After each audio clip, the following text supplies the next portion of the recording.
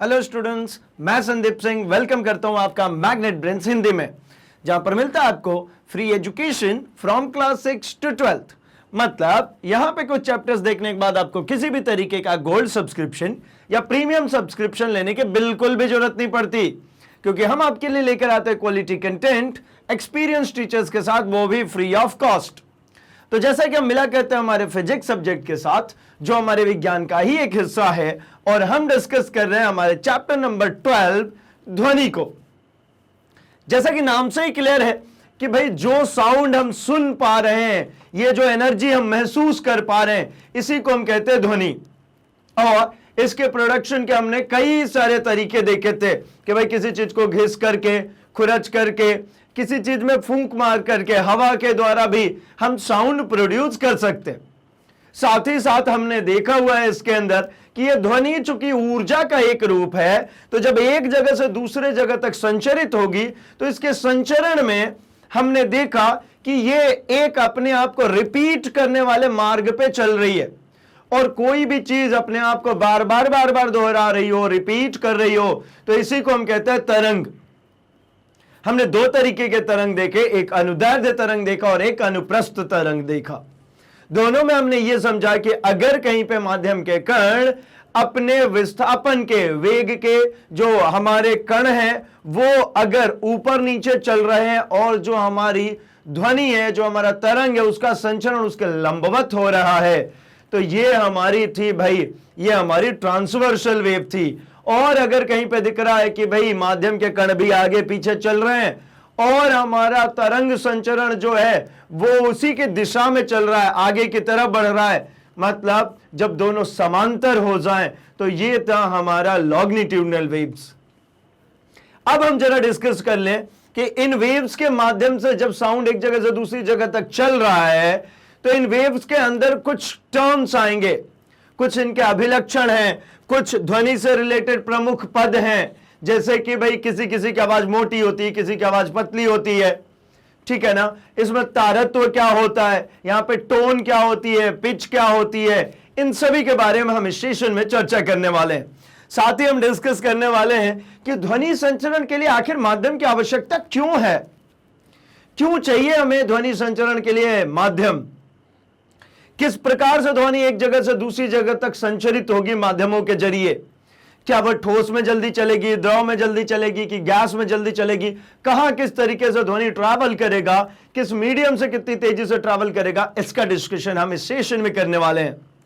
तो चलिए भाई फटाफट हम शुरू करते हैं इस सेशन को, और सबसे पहले देखते हैं हम ध्वनि तरंग के अभिलक्षण। तरंग के अभिलक्षण का तात्पर्य है कि जो हमारे पास में तरंग, जो हमने अभी अनुदैर्ध्य और अनुप्रस्थ तरंगों की बात करी, जिसके तहत हमने एक यहां पर अनुप्रस्थ तरंग बना रखा है, एक हमने ट्रांसवर्सल वेव यहां पे बना रखा है। इस वेव के अंदर आने वाले कुछ इंपॉर्टेंट टर्म्स के डिस्कशन कर लेते हैं, इस वेव के बारे में डिस्कस कर लेते हैं कि इस वेव के अंदर कौन कौन से फैक्टर्स आते हैं, किन किन बिंदुओं के आधार पर यह हमारा वेव बना हुआ है, हम इनकी चर्चा कर लेते हैं। तो चलिए हम सबसे पहले हमारे पास जो टॉपिक है हम उसके अकॉर्डिंगली देखें। तो हमारे पास सबसे पहले है भाई फ्रीक्वेंसी, सबसे पहले हमारे पास आवृत्ति। आवृत्ति का मतलब होता है दोहराना, बार बार सेम चीज को रिपीट करना, दैट इज कॉल्ड आवृत्ति, दैट इज कॉल्ड फ्रीक्वेंसी। एक सिंपल सा उदाहरण, हम अगर किसी जगह पे बार बार जा रहे हैं तो हम अपनी भी आवृत्ति कैलकुलेट कर लेते हैं। जैसे स्कूल जाने की आप बात करिए तो आप कहेंगे भाई एक दिन में एक बार स्कूल जाना है, मतलब हमारी आवृत्ति कितनी है भाई, दिन भर की एक। अब कोई ऐसा हो कि 2 बार 3 बार स्कूल जा रहा हो, तो दिन भर में ही पता चले 3 बार स्कूल जाना है, तो उस दिन आवृत्ति कितनी हो जाएगी, 3। रिपीटेशन, बार रिपीटेशन। इसके लिए और अच्छा सा बढ़िया सा तरीका, हमारी कॉलोनी के अंदर जो किराने की दुकान होती है, उस पे भाई कोई भी व्यक्ति जाता है तो ऐसा तो नहीं कर सकता, कॉलोनी की बात कर रहा हूं मैं, कॉलोनीज के अंदर में जो किराने की दुकान होती है वहां से हम फुटकर सामान खरीदते हैं। फुटकर सामान मतलब समझ रहे होंगे, थोड़े बहुत सामान ले आते हैं। ऐसा नहीं करते ना कॉलोनी वाली दुकान से महीने भर का राशन उठा के ले आते हैं, ऐसा नहीं करते, जनरली नहीं करते। कुछ लोग कर भी सकते हैं, पाबंदी नहीं है, बट जनरली नहीं करते। तो क्या करते हैं, तो भाई उनकी जो मेन डिपेंडेंसी होती है वो फ्रीक्वेंसी पर है, वो आवृत्ति पे है। उनको पता है कि जो ग्राहक, जो कस्टमर उनके पास आ रहा है वो उसी मोहल्ले का है, और वो एक बार में भाई बहुत सारा सामान नहीं ले जाएगा। आज थोड़ा सा नमक कम हुआ तो नमक लेने आएगा, कल थोड़ी सी शक्कर कम हुई शक्कर लेने आया, पता चले सवेरे नमक लेने आया तो दोपहर में आया तो भाई बोले थोड़ी सी नमकीन दे दो, फिर थोड़ी देर बाद आएगा, थोड़ी देर बाद बोलेगा भाई थोड़ा सा मुझे को है ना कोई और सामान दे दो, थोड़ी देर बाद कोई और सामान दे दो। मतलब क्या है, दिन भर में आप देखेंगे तो उस दुकान पे आप 4 बार 5 बार चले जा रहे हैं। तो ये क्या है, फ्रीक्वेंसी है ना, यही तो आवृत्ति है, यही तो आप बार बार उसकी दुकान पे जा रहे हैं। आप एक साथ कुछ नहीं लाए, लेकिन आप बार बार जा रहे हैं, बार बार जा रहे हैं। मतलब क्या है भाई, यही अपने आप को आप दोहरा रहे हैं। वो दुकानदार आपकी फ्रीक्वेंसी पर ही निर्भर है, आपकी आवृत्ति पर ही निर्भर है। आप बार बार उनकी दुकान पर जाते हैं, आप सामान खरीद करके लेकर के आते हैं। तो भाई वो व्यक्ति, वो दुकानदार अपने ग्राहक कैसे सेट करता होगा, तो यही सोचता होगा ये महीने में है ना मुश्किल से 5-7 बार आते हैं, तो मतलब इनकी फ्रीक्वेंसी कम हो गई। ये एक व्यक्ति है, पता चलता है हर 2 दिन में आता है, तो इसकी फ्रीक्वेंसी 2 दिन के आधार पर हो रही है। मतलब हर 2 दिन में वो व्यक्ति चल करके आ रहा है, यानी ये फ्रीक्वेंसी थोड़ी सी तो ज्यादा है, वो महीने में 2-3 बार आ रहा था उससे। फिर एक बंदा पता चला कि नहीं यार ये तो सवेरे भी आ जाते हैं, शाम को भी आ जाते हैं, तो इनकी फ्रीक्वेंसी 2 है, मतलब 2 बार आ जाते हैं दिन भर में। फिर पता चलता है कोई ऐसा दिन भर में 4-5 बार आ रहा है। तो अपने ग्राहक ऐसे ही सेट करते हो। मतलब यहां पे आपको समझ में आ गया होगा कि अपने आप को जो रिपीट करता है, that is called frequency, that is called आवृत्ति। मतलब प्रति सेकेंड। अब चूंकि हम टेक्निकल टर्म में बात करेंगे, तो जैसे मैंने प्रतिदिन के हिसाब से बोला था कि दिन भर में कितनी बार, वैसे यहां पे समय की सबसे छोटी इकाई सेकेंड। प्रति सेकेंड पूर्ण होने वाली तरंगों की संख्या को आवृत्ति कहते हैं, ठीक है ना। और इसकी जो इकाई होती है वो हर्ट्ज होती है। हर्ट्ज एक साइंटिस्ट का नाम है, उनके ही नाम पे ये इनकी जो इकाई है वो हर्ट्ज दिया, ठीक है। बाद में इन्होंने जो यहां नियम दिया था, इसी के आधार पे मैक्सवेल आए और मैक्सवेल ने इलेक्ट्रोमैग्नेटिक वेव्स के बारे में बात की। थोड़ी सी हम डिस्कशन कर लेते हैं कि भाई हर्ट्ज सबसे पहले ये हमको बता दिए कि इस प्रकार से जो चीज चलेगी इसको कहेंगे हम क्या, आवृत्ति। ये देखिए बार बार रिपीटेशन। इसी के आधार पे आए हमारे मैक्सवेल और उन्होंने बताया कि भाई ये इस तरीके से चलता है हमारा इलेक्ट्रोमैग्नेटिक वेव, विद्युत चुंबकीय तरंगे। और इसी के बाद आइंस्टाइन आए और इसी चीज को यूज किया और एनर्जी मास इक्वेशन उन्होंने प्रतिपादित किया, ठीक है ना। ऊर्जा और द्रव्यमान के बीच में संबंध जो आइंस्टाइन ने प्रूव किया था, E=mc², वो इसी के आधार पे किए थे भाई। तो मतलब एक बात समझते हैं हम, जरा आते हैं, चूंकि ये जो मैं अभी आपको डिस्कस करूं, ये भी हमारी एनसीईआरटी देता है भाई, हम छोड़ देते हैं, लेकिन एनसीईआरटी ये सब कुछ डील करती है। तो उन्होंने क्या किया, जो आप आज के डेट में आपके मोबाइल फोन्स चल रहे हैं, उसमें जो सिग्नल्स आ रही है, जो वायरलेस कम्युनिकेशन चल रहा है, इन सभी जगहों पे कहीं ना कहीं आप देखेंगे तो ये इलेक्ट्रोमैग्नेटिक वेव्स का ही कमाल है भाई। ये तरंगों का संचरण ही है। चूंकि हम यहाँ पे कोर तरंग की बात करें, देखिए हम यहाँ पे ध्वनि की कुछ भी बात नहीं कर रहे, हम यहाँ पे बात करें तरंग संचरण की, हम कोर तरंग संचरण की बात कर रहे हैं। हम यहाँ पे एक मैथमेटिकल टूल के जैसे हम इसको सिर्फ पढ़ रहे हैं कि तरंग कैसे चलता है, उससे जुड़े क्या क्या आयाम होते हैं। फिर हम इसके बाद डिस्कस करेंगे इसके अकॉर्डिंगली कि भाई ध्वनि का इसमें क्या रोल है, ठीक है ना। तो अभी हमने डिस्कस किया कि भाई वेव इस तरीके से चलता है। तो इस वेव के चलने में अगर आप ध्यानपूर्वक देखेंगे तो आप यहां पाएंगे कि यहां से यहां तक चलना एक वेव कहलाया।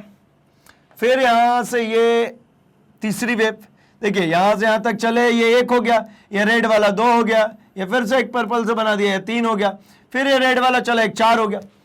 मतलब ये वेव कंप्लीट कब मानी जाएगी, जब ये यहां से चले, देखिए यहां से ये चले और चलने के पश्चात ये वापस इसी स्थिति में आ जाए। अब ये वाली स्थिति और ये स्थिति सेम है, फिर से ये ऊपर से चल के आएगी, फिर कंप्लीट हो गया, फिर ये एक साइकिल चलेगा। तो एक बार ये पूर्ण जो चक्कर कर रही है, इसी को कहते हैं पूर्ण तरंग, इसी को कहते हैं हम कंप्लीट साइकिल, पूर्ण चक्कर। तो मतलब ये जो वेव चल रही है, ये यहां से चल करके गई, 1 कंप्लीट किया, ये 2 हुआ, ये 3 हुआ, ये 4 हुआ।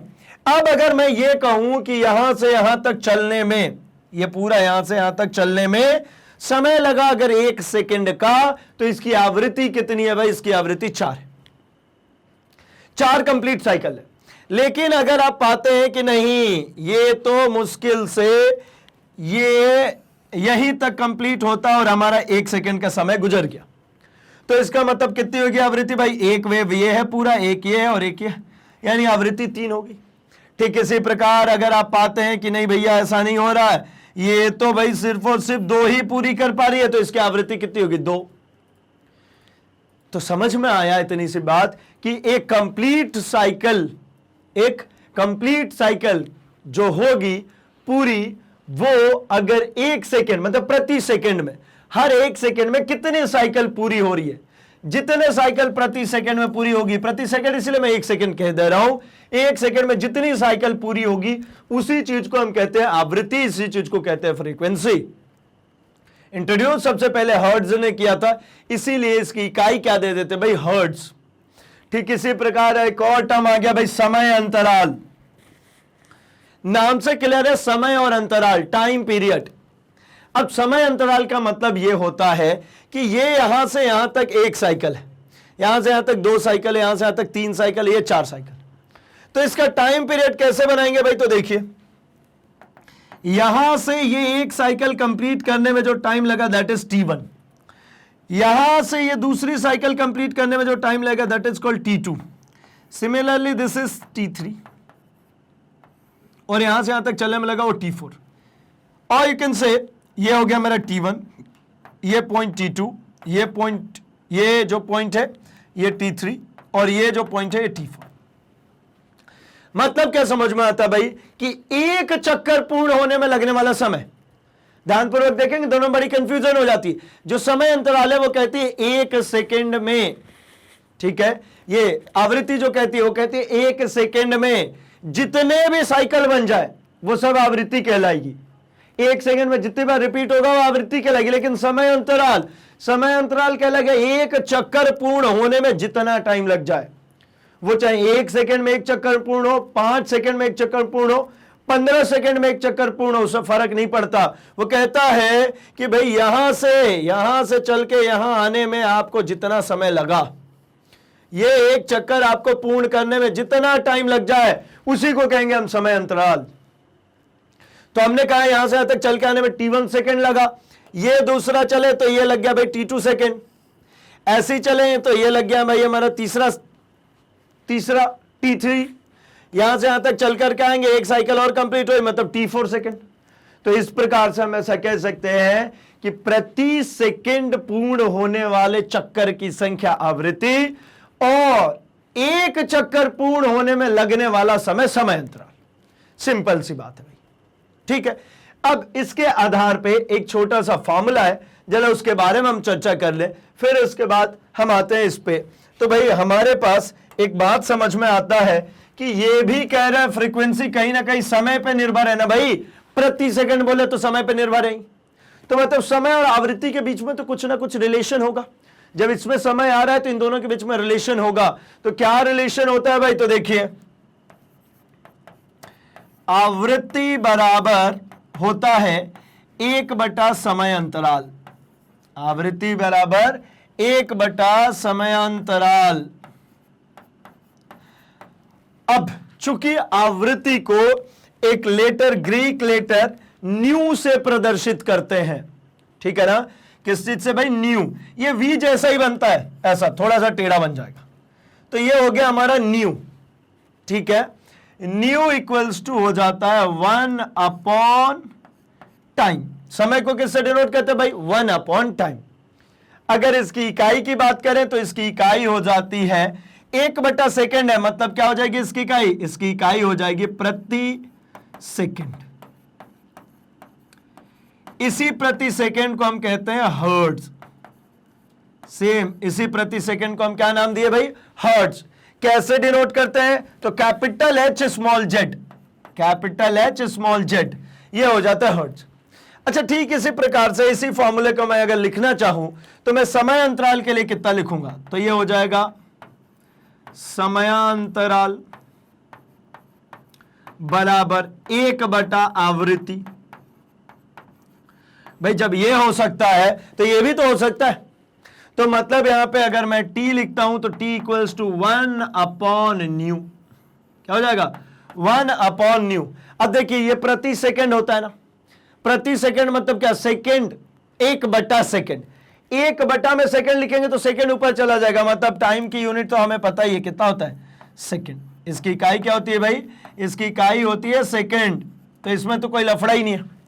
ठीक, तो मतलब हमें समझ में आता है कि आवृत्ति इसका मतलब प्रति सेकंड पूर्ण होने वाले चक्कर, समय अंतराल मतलब एक चक्कर पूर्ण होने में लगने वाला समय, रिलेशन तो frequency equals to 1 time period या फिर time period equals to 1 frequency. ये बहुत इंपॉर्टेंट हो जाता है भाई। अब आइए तो यहां पे और दो चीजों की बात कर लें। तो ये यहां से ये जो चल रहा है इस ग्राफ में मैं थोड़ा सा शो कर दे रहा हूं, जस्ट आगे हम चल के डिस्कस करते हैं। इस ग्राफ में और कौन कौन से टर्म आएंगे, एक ही, अगर आप इसका स्क्रीनशॉट रखेंगे तो एक ही जगह पे सब कुछ आ जाए, इसलिए मैं यहां पे लिख रहा हूं। ये देखिए ये हो जाती है एक मीन लाइन, इसी के परिता ये ऊपर नीचे चल रहा है। ये जो है ये क्या है भाई, ये रेफरेंस एक्सिस है, इसी पे चल रहा है, ये ऊपर नीचे। तो यहां पे ये जो मैक्सिमम हाइट है, ये जो मैक्सिमम हाइट है इसी को हम कहते हैं, ये जो आई से डिनोटेड है इसी को हम क्या कहते हैं भाई, इसको हम कहते हैं एम्पलीट्यूड। एम्पलीट्यूड इसको हम कहते हैं आयाम। इसको क्या कहते हैं भाई, इसको हम कहते हैं आयाम। आयाम का मतलब क्या होता है भाई, तो आयाम का मतलब है कि मध्य बिंदु से अधिकतम दूरी, मध्य बिंदु से जो ये अधिकतम दूरी है इसी को कहते हैं आयाम, इसी को कहते हैं हम एम्पलीट्यूड। ठीक है ना, यहां ये रहा इसका मध्य बिंदु, इस मध्य बिंदु से अधिकतम दूरी है, ये आयाम है। ठीक यही है, यही सिर्फ आयाम नहीं, ये भी आयाम है। अगर मैं यहां पे बात करूं तो ये भी आयाम है, बस अधिकतम दूरी। अगर कोई ये कहे कि ये आयाम है तो भाई ये आयाम नहीं है, ये अधिकतम दूरी नहीं था। अब इसी में और बात कर ले तो यहां से यहां तक में लगने वाला एक चक्कर यहां पूर्ण हो रहा है, यहां से यहां तक में जो लगा इसी को कहते हैं हम टाइम पीरियड टी। और यहीं पर आपको दिख रहा है ये दो ट्रफ, दो इसको कहते हैं हम हील्स, दो श्रिंग, और ये नीचे जो बन रहा है इसको गर्त। ये देखिए ये जो है ना, ये इसको क्या कहेंगे, ये दोनों जो है इसको श्रिंग कहते हैं। ठीक, और ये जो नीचे ये जो दोनों ये जो बन रहा है, ये सिर्फ दो ही नहीं, ये बाकी सभी भी जो ये नीचे की तरफ मैक्सिमम हाइट है ये सब गर्त है, ये सब गर्त है, गर्त गर्त गर्त, ये श्रिंग है, श्रिंग है, श्रिंग है, श्रिंग है। तो दो क्रमागत श्रिंगों के बीच की दूरी जो होती है इसको वेवलेंथ कहते हैं, लैम्डा से इससे प्रदर्शित करते हैं। दोनों के बीच की जो दूरी है उसको किससे प्रदर्शित करते हैं भाई, लैम्डा से प्रदर्शित करते हैं। और ऐसे ही दो गर्तों के बीच की दूरी, मतलब सिर्फ वही नहीं, अगर इन दोनों के बीच की भी दूरी की बात करें तो ये भी लैम्डा है, अगर इन दोनों की दूरी बात करें तो ये भी लैम्डा है। मतलब दो क्रमागत श्रिंग या दो क्रमागत गर्त के बीच की जो दूरी होती है उसको कहते हैं हम लैम्डा, इसको कहते हैं हम वेव लेंथ, इसको कहते हैं हम अनुदैर्ध्य। ठीक है, तरंग दैर्ध्य, सॉरी क्या कहते हैं इसको, तरंग दैर्ध्य। ठीक है ना, आप चाहें तो अब इसका स्क्रीनशॉट रखिए ताकि हम बढ़ेंगे थोड़ा सा आगे।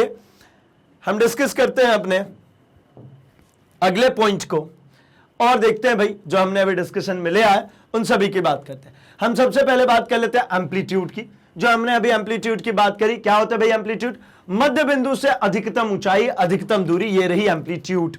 अब ये चाहे पॉजिटिव डायरेक्शन पे बात करें या नेगेटिव डायरेक्शन पे बात करें, मतलब एक ट्रफ के लिए बात करें या फिर हम बात करें किसके लिए, क्रेस्ट के लिए, मतलब श्रिंग के लिए हम बात करें या फिर हम बात करें गर्त के लिए, दोनों ही जगहों पे ये जो होता है इसको हम कहते हैं एम्पलीट्यूड। ये क्या होगा, ये होगा हमारा एम्पलीट्यूड, मतलब मध्य बिंदु से अधिकतम विस्थापन को आयाम कहते हैं।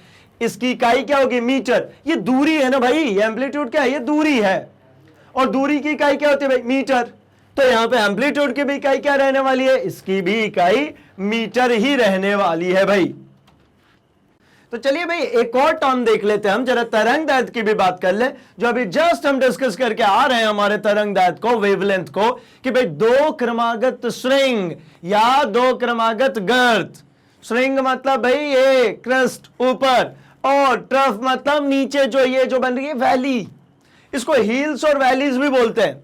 हिल्स मतलब ये पर्वत जैसा देखिए ना ऊपर की जगह, और ये वैलीज, वैलीज का मतलब एक खाई वाली जगह नीचे तलहटी, ये दो क्रमागत है ना, एक के बाद एक जस्ट आने वाली, इन दोनों के बीच का जो डिस्टेंस होता है that is called wavelength and represented with lambda.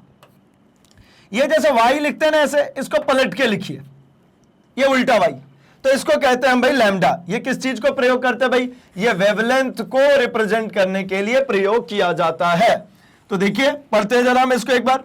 तो दो क्रमागत शीर्ष अथवा गर्त के बीच की दूरी को तरंग दैर्ध्य कहते हैं।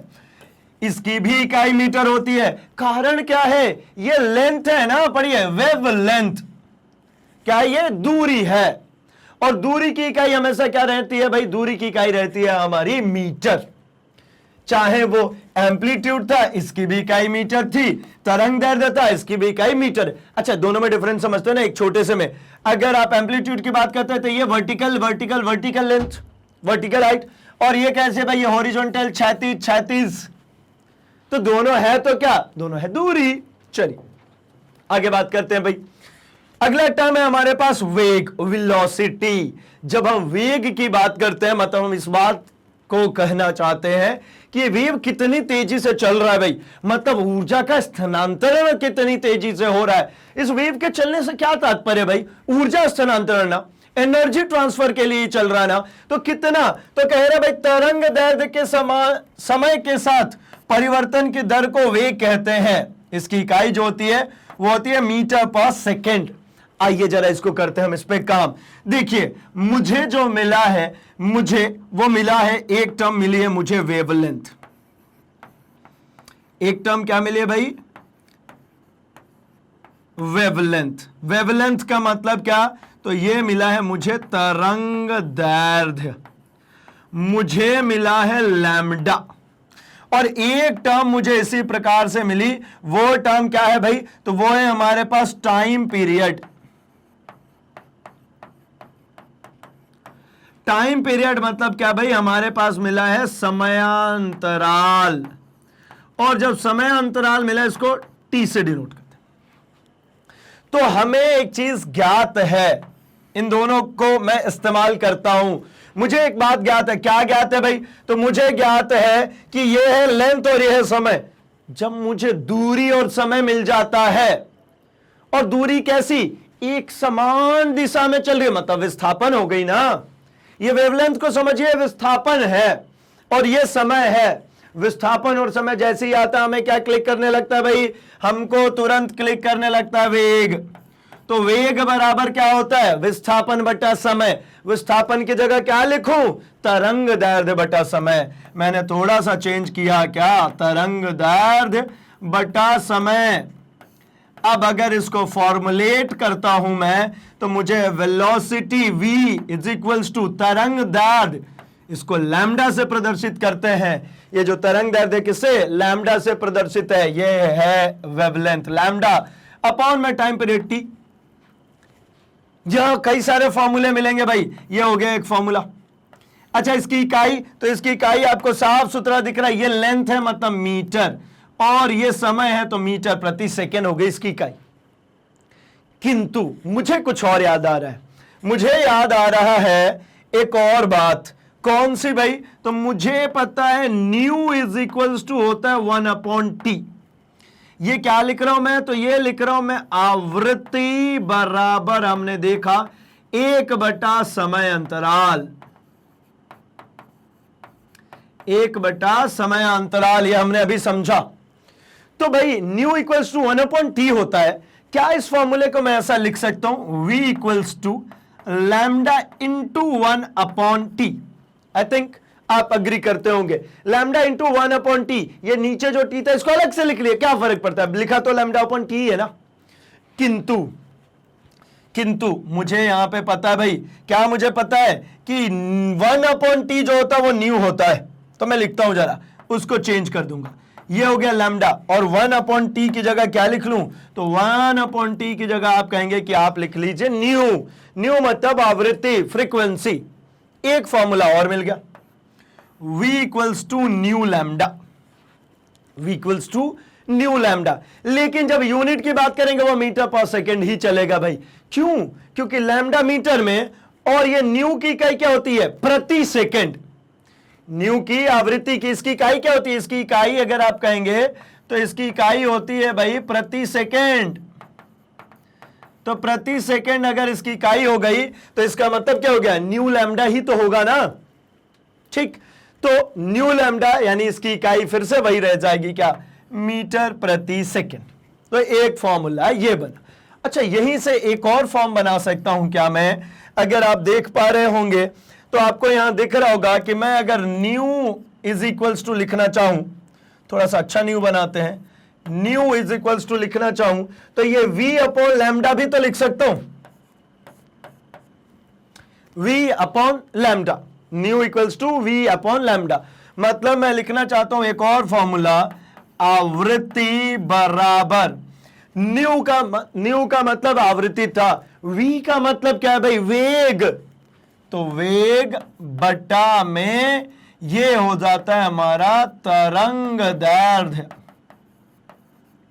अब यहां से देखिए एक और नया फॉर्मूला मुझे दिख रहा है। अच्छा, इसकी इकाई क्या होती है भाई? तो इकाई देखिए, फॉर्मूला चेंज होने से मतलब फॉर्मूले को आप अलग अलग तरीके से बदलेंगे, लिखेंगे, इससे इसकी इकाई नहीं चेंज होती। इसकी इकाई जो थी हर्ट्ज, वो वही के वही रह जाएगी। ठीक है ना? इसकी इकाई जो थी हर्ट्ज वही रह जाएगी। या आवृत्ति, इसकी इकाई क्या थी भाई? प्रति सेकंड। इसी प्रति सेकंड को हम क्या कहते हैं? हर्ट्ज। तो ये वही रह जाएगा, हर्ट्ज, वो नहीं बदलेगा।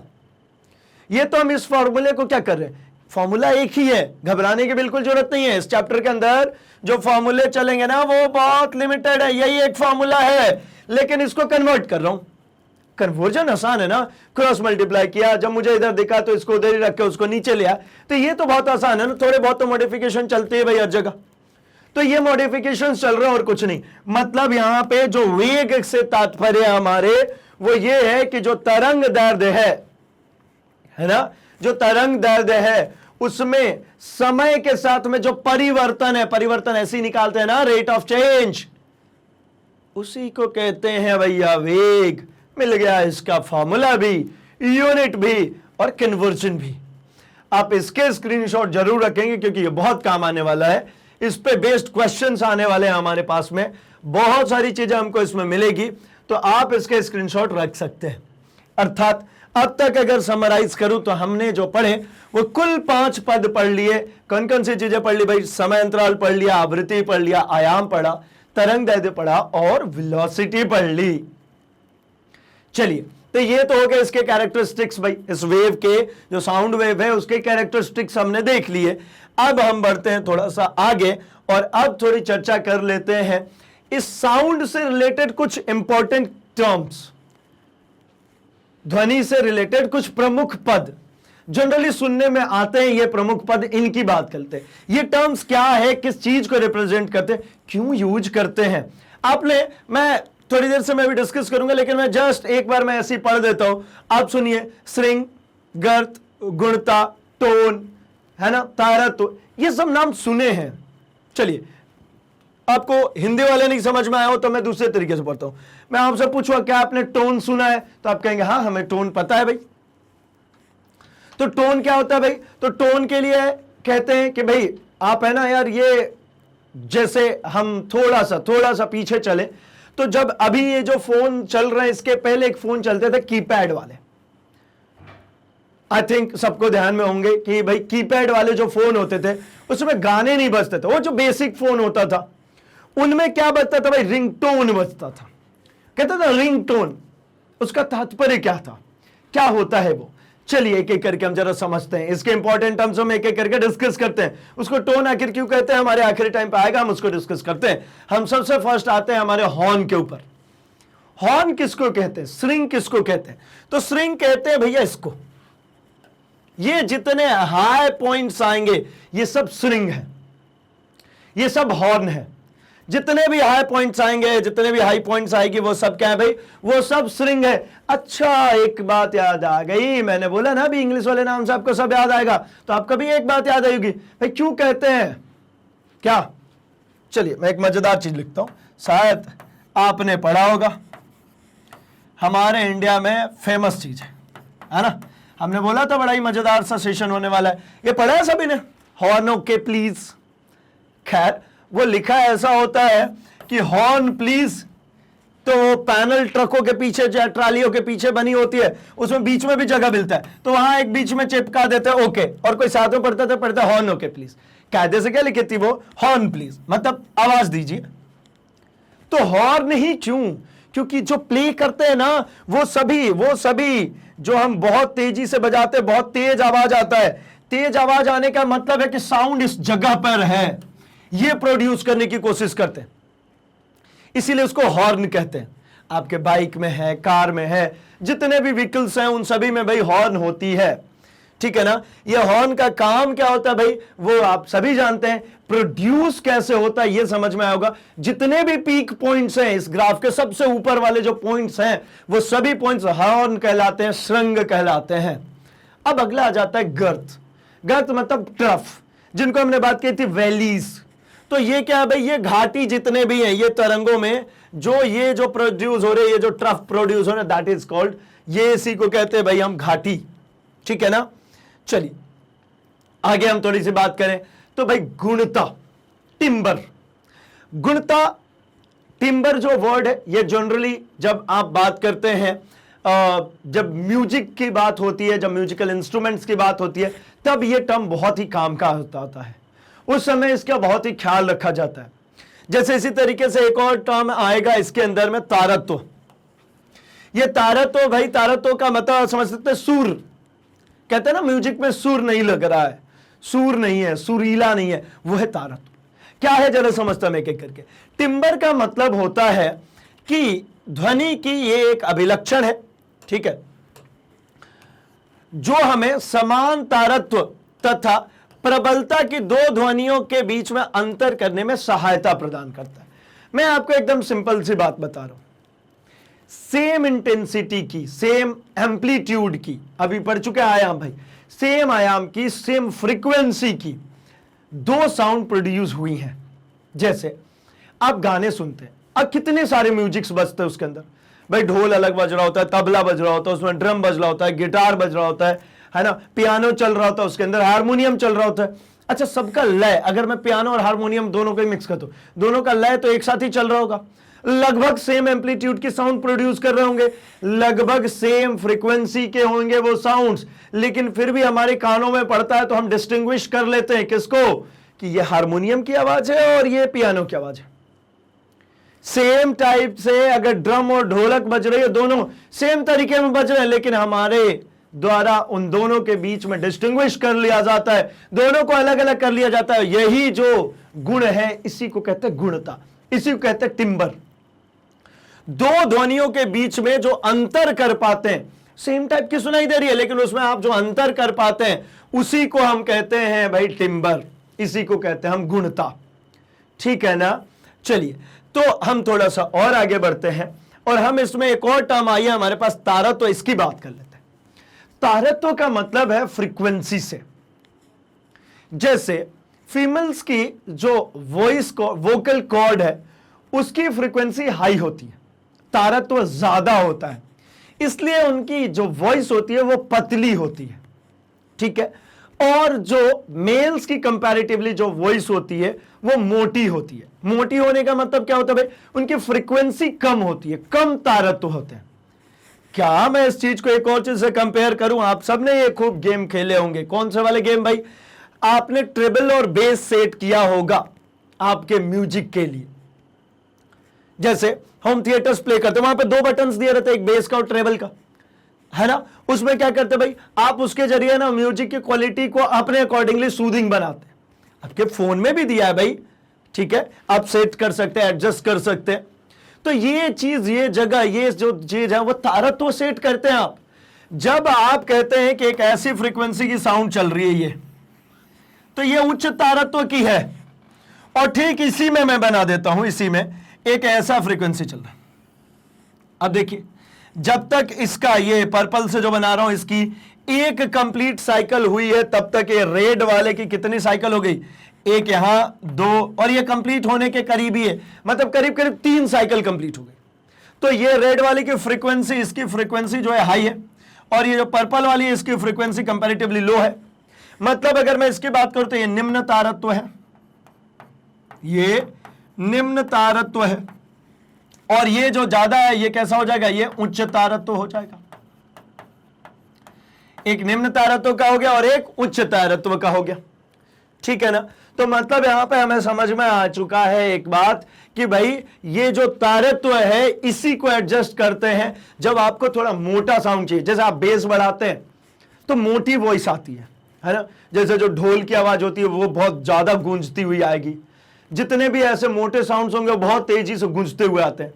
और जब आपने फ्रीक्वेंसी बढ़ा दी, मतलब ट्रिबल को बहुत ज्यादा कर दिया, तो जितनी पतली तीखी आवाजें थी उन सब की वैल्यू बढ़ जाती है, वो तेजी से आती है, और जो मोटे आवाज होते हैं वो कम आने लगते हैं। तो हम अपने को जो सूदिंग लग सके उसके अकॉर्डिंगली अरेंज कर लेते हैं।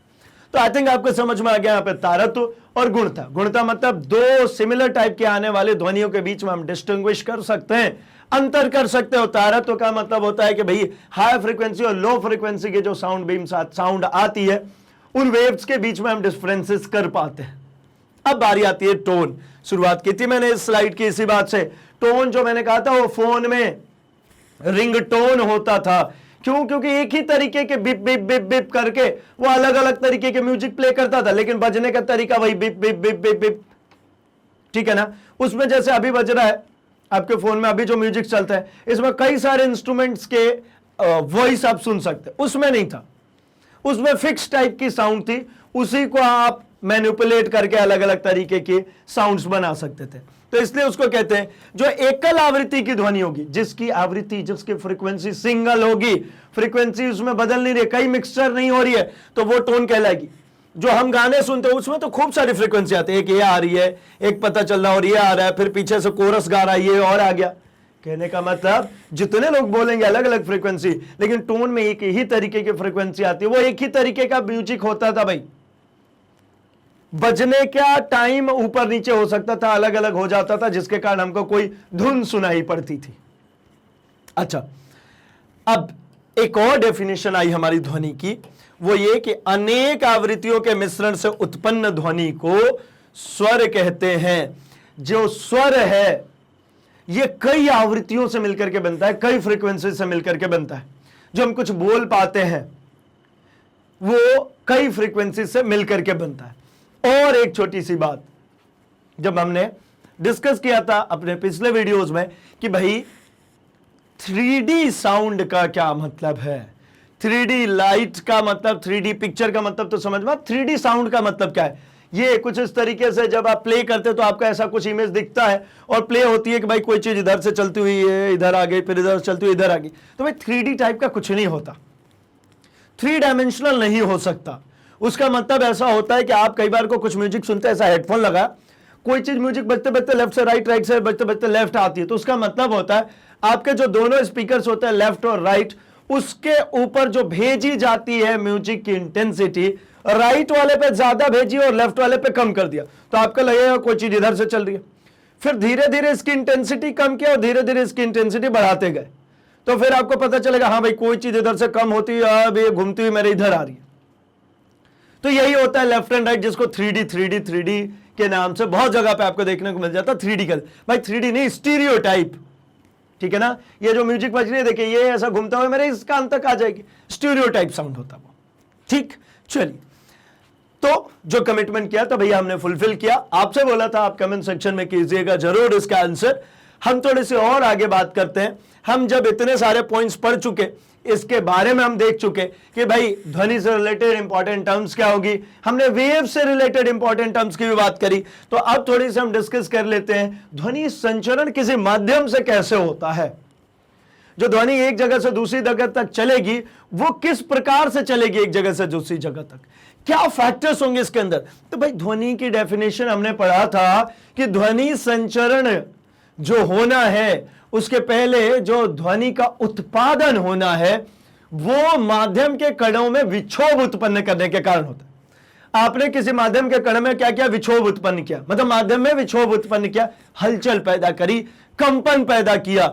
वही कंपन एक जगह से दूसरी जगह जब ट्रैवल होता है, इसी चीज को हम कहते हैं क्या भाई, साउंड का प्रोपेगेट होना, साउंड का चलना।